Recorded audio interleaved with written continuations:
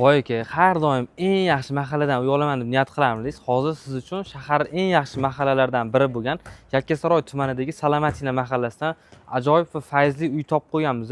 Mahallaga e'tibor bering, kengina, fayzli mahalla bo'lib turibdi. Mana shu ko'rib turgan burchakdagi deyarli 4 sotixga ega bo'lgan uyimiz sotuvga qo'yilgan ekan. Hozir esa sizlar bilan uyimizning ichiga kirib, planirovkalar bilan birgalikda tanishib chiqamiz.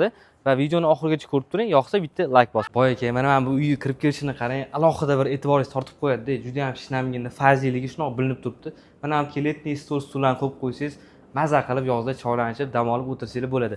Xo'p, chap qo'lingizda kirib kelishingiz bilan o'zini kattagina va fayzli mehmonxonamiz bo'ladigan bo'lsa, to'g'risida umumiy tashqari uchun mo'ljallangan sanuzelimizda joylashgan bo'ladi.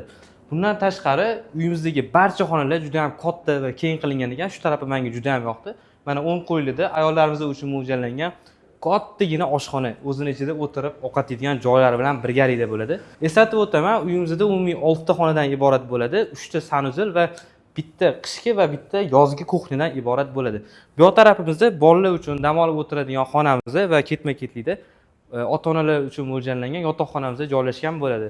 Xo'p, mana bu zonani qaranglar, yashil zona qilib qo'yishgan ekan, gullarni ekib, daraxtlarni ekib, juda ham chiroyli qilib qo'yishgan ekan. Bu yoq tarafdagi letniy kuxniyalarni qarang, shu mangallarni qo'yib, qarindoshlar bilan yig'ilib, shu bemalol bayram qilib o'tirsanglar bo'lar ekan. Uyimizning planirovkasi ham juda ham yaxshi qilingan ekan.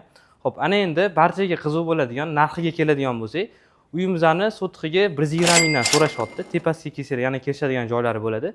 Tepasiga kelib, uy egalari bilan baraka qilsanglar bo'ladi va har doimdaqa pastda nomerlarni yozib qoldiramiz.